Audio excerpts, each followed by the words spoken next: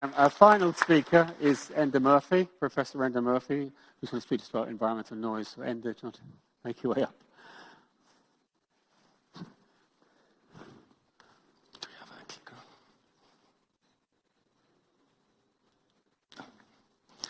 Okay, thank you very much, everyone. I suppose the very first point that I want to make is that environmental noise is a pollutant. That's not always straightforward in people's minds, I don't think, in environmental terms, but it is a pollutant. It should really be considered along the same lines as air pollution, water, odour, and so on, when we think of it as an environmental issue. And certainly that's the way I would think of environmental noise, although I also have defined it in the past as the forgotten pollutant, because it is something we tend to think of a little bit after we think of other pollutants such as air pollution. But I don't think we need to think about that into the future. I think we need to really change the way we think about noise pollution, particularly as a health issue. For those of you who don't know what environmental noise is, in particular, the WHO define it as noise emitted from all sources except at the industrial workplaces, and includes road, rail, air, and traffic, industries, construction, public work, and the neighbourhood. But the overwhelming source is infrastructure, particularly road traffic infrastructure. Okay, it's the biggest source. Also, environmental noise only refers to noise generated by human activity. So it's not the anthropogenic issue, it's a human issue. It's human environment interactions that causes this pollutant, okay, like it does for others. We might ask, why is it a problem? It was mentioned, I think, by Laura Burke at the outset, but environmental noise leads to a disease burden that's second in magnitude only to that from air pollution among environmental factors in Europe. And that's according to the World Health Organization. So it's no minor issue. The scale of environmental noise as a health problem is actually very, very significant. And actually what we're going to show, I suppose what I'm going to show as we move on through this presentation, is actually we could potentially question this statement and think about what actually is whether or not noise leads to a disease burden that's first in magnitude as opposed to second in magnitude in relation to its position as an environmental factor in Europe. One of the things about noise that has happened, I suppose, over the last 2 decades is there has been really an explosion of research in noise health research. Right through, I suppose, from the medical profession and medical professionals working with acousticians and environmental noise experts and so on over the last 20 years. It's been a real explosion of work, not so much in Ireland, but certainly in continental Europe and the United States as well. There's been a lot of work, to the point that there's now a very well-established body of research linking noise exposure to a range of adverse health outcomes. The particular ones that you all are probably aware of are things like sleep disturbance and annoyance, but sleep disturbance and annoyance lead to a whole host of secondary health impacts, such as impacts on cognition, impacts in terms of heart disease. There's also been linked to things like stroke and so on and so forth, diabetes.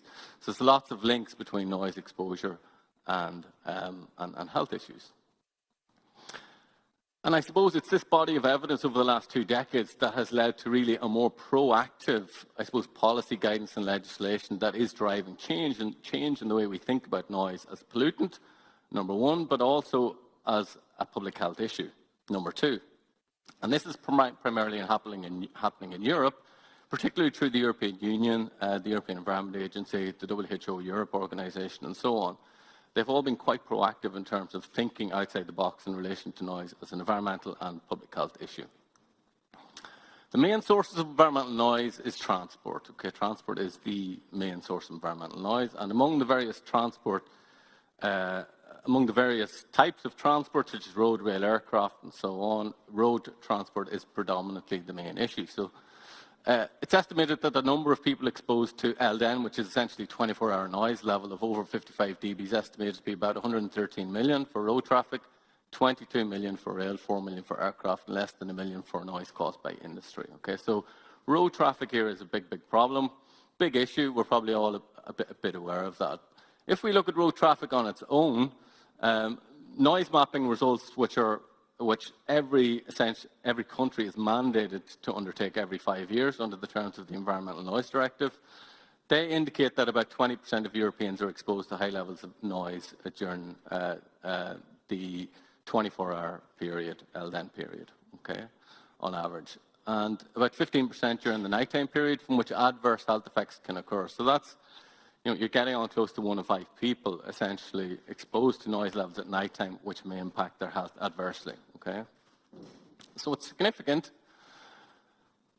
The only sort of research directly linking noise health in an Irish context has been led out of UCD by myself, along with colleagues from the ESRI. And I think Anne Nolan here, Anne's in the room. So Anne is one of the people who I've collaborated with in the ESRI in relation to, I suppose, what we call fundamental research looking at the relationship between noise and health. And part of our work in a project funded by the EPA and the HSE was to really try and actually utilize noise modeling data that we have essentially from the 2017 period. We have noise, we're able to sort of get noise information at the facade of every single building in a city. And we're able to link that in our work to the TILDA database. So TILDA is the Irish Longitudinal Study on Aging, which is a database essentially of health indicators for over 55-year-olds. And so we were able to combine these two databases, georeference the information, and look at the links essentially between noise and health using a whole range of indicators. And what we were able to find in a few papers that we've published is that we were able to find a negative link between road traffic noise and cognitive function in older adults, so executive function in particular. And also we found a negative relationship between road traffic noise, quality of life and mental distress among older adults, but also some relationships that we thought might have happened, particularly noise linked to some forms of heart disease, stress and so on and so forth, did not emerge in our studies as well. So we found some direct links between noise and health impacts in our work, and others we didn't. What we also did as well in some of our work on this project funded by the EPA was we also tried to, for the very first time in Ireland, and actually one of the first countries in Europe, was to try and quantify the scale of the problem in terms of the disease burden associated with environmental noise. And what we did here was we estimated what's referred to as the harmful effects of environmental transport noise for Ireland. And the harmful effects is a very specific term that was devised recently under a revision to the European Noise Directive, which refers essentially to a methodology to estimate the number of cases that can be attributed to certain disease states associated with environmental noise from transport, and particularly ischemic heart disease, high annoyance and high sleep disturbance. And what we were sort of able to find is when we look at ischemic heart disease in particular, if you look at the very bottom row there, you see the national total was we were able to find that we could attribute 256 cases of ischemic heart disease in Ireland to exposure to road traffic noise, okay, based on our methodology. In relation to high annoyance, we were able to link about just over 250,000 cases here to noise from transport, 25,000 to railway noise exposure, and about 3,500 to aircraft noise exposure as well. So we're talking about, when we move on from ischemic heart disease to annoyance, we're talking about the scale of the problem increasing in terms of the number of attributable cases. Also, we were able to sort of investigate the link between harmful effects of noise-induced, highly sleep-disturbed individuals as well for 2017. And again, the national total here is about 100,000 from road noise, railway noise 13 or so thousand, and a relatively small number, 360 from aircraft noise as well. Okay, so again, we're starting to, I suppose for the first time in Ireland here, we're starting to get some sort of quantification of the scale of the problem. So since 2007, actually, Ireland has been producing exposure statistics from environmental noise from transport to the European Commission, but we've never really understood the impact of those exposure statistics, but what they actually meant in terms of its impact on health. And this is the first time we've been able to sort of quantify what exposure, the link between exposure to environmental noise and number of attributable cases in a health sense. So I think that's certainly a step forward.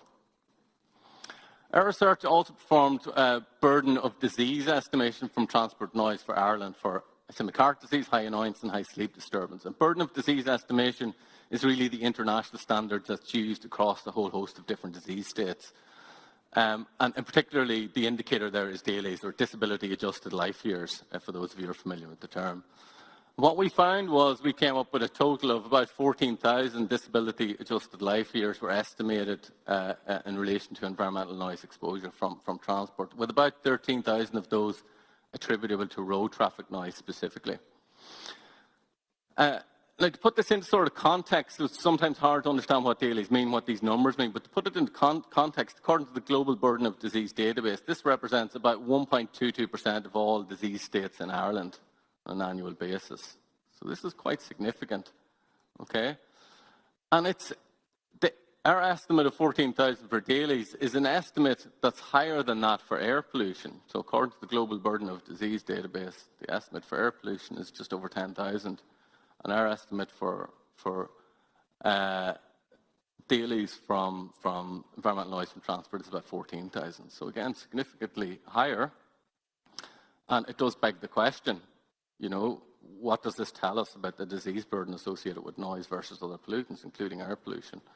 Certainly the amount of resources that go into air pollution and dealing with air pollution as a problem relative to noise is, you know, the magnitude of difference is huge. But also to put this further in context, this is an estimate higher than the estimate in the Global Burden of Disease database for low intake of fruit and vegetables. So if we think of this as disease burden or disease state, that's kind of interesting. So noise can lead to a disease burden which is higher than that essentially associated with low intake of fruit and vegetables. It's also similar to the disease burden associated with child and maternal malnutrition, which we would consider to be a very significant issue that would need to be addressed. And yet, for noise, we really give it less attention, let's be honest with it. So I suppose this is a call for action from our point of view to think about noise differently, to think of it in terms of its disease burden in relation to, in a manner that we might think of these other disease states and try and tackle it as such, okay? It's not to say it's more important, it's just to say that it needs to be considered along the same lines as some of these other disease burdens. We were asked to think about what, in that context, does a better tomorrow look like? And I suppose one of the things that I think is important is that all organizations involved in infrastructure delivery and operation, I think that they need to take noise pollution a bit more seriously as both an environmental and public health issue than they have done at present. It's not that they're not interested, or various organizations are not interested in taking noise seriously. It's just that it is kind of a bit of a forgotten pollutant. There's a lot less awareness, I suppose, of it as an environmental issue, and that is reflected in policy as well. And I think that's something that we need to rethink a little bit more. We also need to think more about the legislative environment for noise. Currently, our noise legislation is very old, very dated, with the exception of the transposition of the directive. And we need to think more, I suppose, in the future of limit and trigger values for noise abatement. That would be, if you're in a locality, if noise goes over a certain level, it triggers a response from the local authority, okay, some form of abatement response. We need to think about that, think about how we do that, or do we do that? The other thing is, I think at the end, the Environmental Noise Directive in Ireland needs to be implemented a bit more strictly than it is currently. I think there's a lot of room for improvement there. And I suppose what I would say in relation to that is if you look at official statistics reported to the Commission from the noise mapping rounds in 2007, 12 and 17, you can see that the road traffic population exposure in Ireland, according to those statistics, is declining very, very significantly, which suggests that we're doing a really remarkable job in terms of noise abatement. But that's actually not really happening. And the biggest issue, I suppose, is that at the moment, I think the way the EPA maps noise is that we don't include all the roads, so we don't include all the surfaces. So, for example, if you look at the percentage of the road map network in the 2017 round here, you see, for example, in Cork, only about 30% of the road network was mapped. Fingal, 23% of the road network was mapped, and so on.